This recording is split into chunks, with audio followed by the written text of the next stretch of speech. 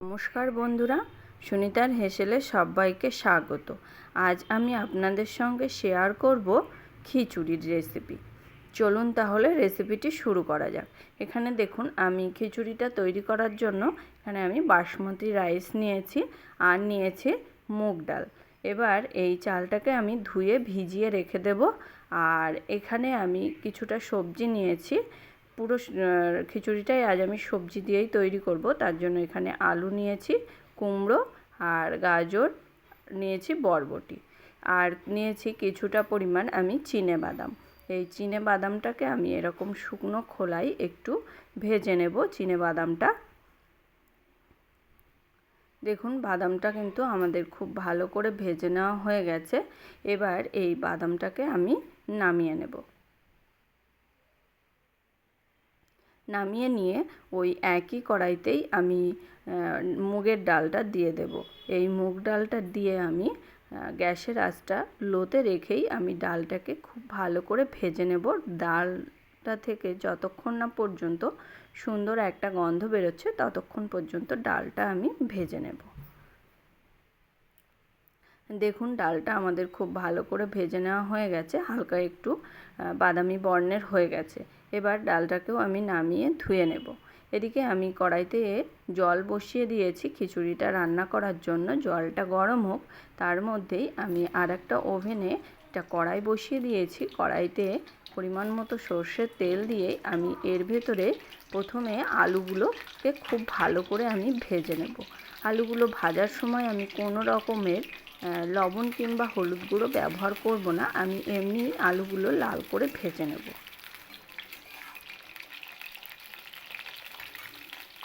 দেখুন, আলুগুলো কিন্তু আমাদের খুব ভালো করে ভেজে নেওয়া হয়ে গেছে।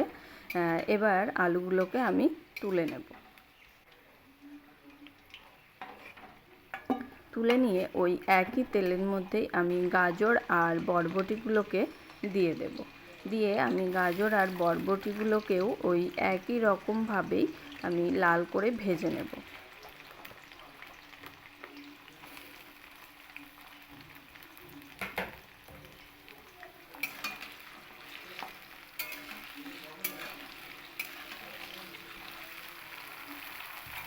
এখানে আমার গাজর আর বরবটিগুলো খুব ভালো করে ভেজে নেওয়া হয়ে গেছে। এবার এই গাজর আর বরবটিগুলোকেও তুলে নেব। নিয়ে এবার ওই একই তেলের মধ্যে আমি কুমড়োগুলোকে দিয়ে দেবো। কুমড়োগুলো দিয়েও আমি একই রকমভাবেই লাল করে ভেজে নেব। দেখুন, এখানে আমার কুমড়োগুলোও কিন্তু খুব ভালো করে ভেজে নেওয়া হয়ে গেছে। এবার এই কুমড়োগুলোকেও আমি তুলে নেব।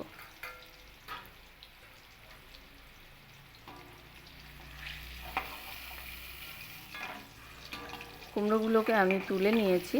আর এদিকে দেখুন, আমার জলটা কিন্তু খুব ভালো করেই গরম হয়ে গেছে। এবার এর ভেতরে আমি ধুয়ে ভিজিয়ে রেখেছিলাম চালটা, সেই চাল আমি এবার দিয়ে দেব জলের মধ্যে। চালটা দেওয়ার পরেই আমি এর ভেতরে দিয়ে দেব ভেজে ধুয়ে রেখেছিলাম যে ডাল, সেই ডালটাও আমি এর ভেতরে দিয়ে দেব। চাল আর ডাল একসঙ্গে দিয়েই আমি এই চাল আর ডালটাকে আমি খুব ভালো করে একটু ফুটিয়ে নেব।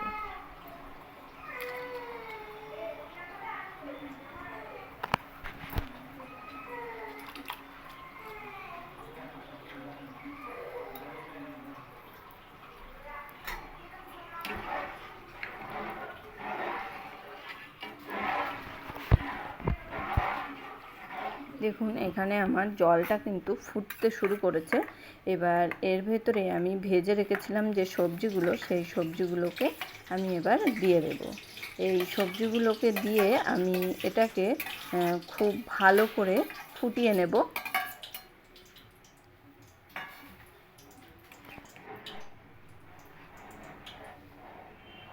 সবজিগুলো আমি ডাল আর চালের সঙ্গে খুব ভালো করে মিশিয়ে নিয়েছি।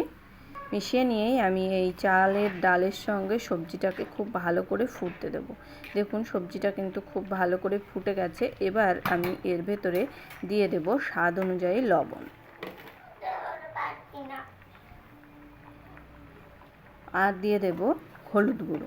এখানে হলুদটা আমি গুঁড়ো ইউজ করব না, এখানে আমি হলুদটা সামান্য একটু জলে গুলে তাই এই খিচুড়ির মধ্যে আমি দিয়ে দেব। এইভাবে জলে গুলেই খিচুড়ির ভেতরে হলুদটা ব্যবহার করবেন, তাহলে কি হয়, হলুদটা কিন্তু খুব ভালো করে খিচুড়ির সঙ্গে মিশে যাবে। এবার এই হলুদ আর লবণ দিয়ে খিচুড়িটাকে খুব ভালো করে আমি মিশিয়ে নেব।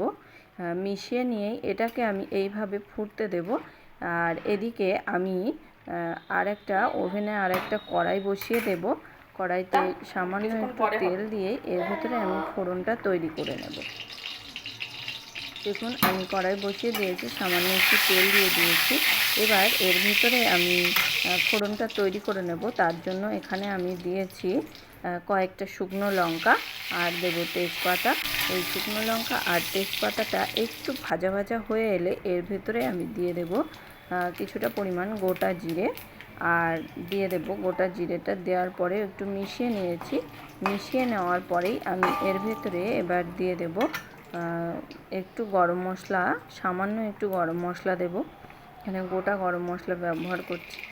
দিয়ে আমি কিছুটা পরিমাণ আদা আমি এখানে গ্রেট করে রেখেছিলাম, সেই গ্রেট করে রাখা আদাটা দিয়ে দেবো। আপনারা চাইলে বাটা আদাও ব্যবহার করতে পারেন। এবার এই আদাটা দেওয়ার পরেই আমি কিন্তু খুব বেশিক্ষণ আদাটা ভাজবো না। এবার এর ভেতরে আমি খুব বড় একটা টমেটোকে ছোট টুকরো করে নিয়ে এর ভেতরে দিয়ে দেব। আর দিয়ে দেব পরিমাণ মতো একটু জিরে গুঁড়ো, আর দেব পরিমাণ মতো ধনে গুঁড়ো। এই জিরে আর ধনের গুঁড়ো দিয়ে আমি একটু মশলাটাকে একটু কষিয়ে নেব।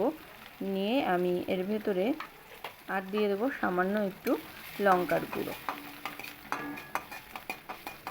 মশলাটাকে একটু মিশিয়ে নিয়েছি, মিশিয়ে নিয়ে এর ভেতরে দিয়ে দেব এবার কিছুটা পরিমাণের কিশমিশ, আর দেব যে বাদামটা আমি ভেজে রেখেছিলাম সেই বাদামটা আমি একটু খোসাগুলো ছাড়িয়ে নিয়েছি, নিয়েই এর ভেতরে দিয়ে দেব।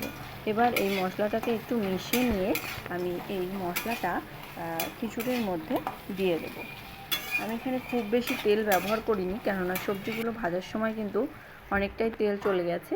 তার কারণে আমি এখানে অল্প তেলেই মশলাটাকে আমি খুব ভালো করে কষিয়ে নিয়ে খিচুড়ির মধ্যে দিয়ে দিয়েছি। এবার দিয়ে এই মশলাটাকে আমি খুব ভালো করে খিচুড়ির সঙ্গে একটু মিশিয়ে নেব।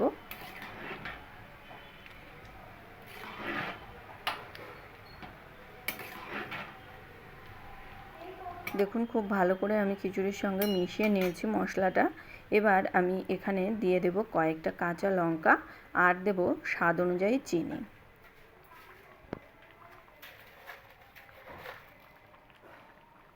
এখানে আমি 2 চামচের মতো চিনি ব্যবহার করেছি। মিষ্টিটা আপনারা যে যেমন পছন্দ করেন সেই অনুযায়ী মিষ্টিটা ব্যবহার করবেন। আর দিয়ে দেবো হাফ চামচের থেকে একটু বেশি গরম মশলার গুঁড়ো। এবার এই সমস্ত কিছুই আমি খুব ভালো করে মিশিয়ে নিয়েই আমি আবারও 3 থেকে 4 মিনিট আমি খিচুড়িটাকে খুব ভালো করে ফুটিয়ে নিলেই তৈরি হয়ে যাবে আমাদের দারুণ স্বাদের বাসমতি রাইসের খিচুড়ি। তাহলে বন্ধুরা, আমার এই খিচুড়ির রেসিপিটি কেমন লাগলো অবশ্যই কিন্তু কমেন্ট করে জানাবেন।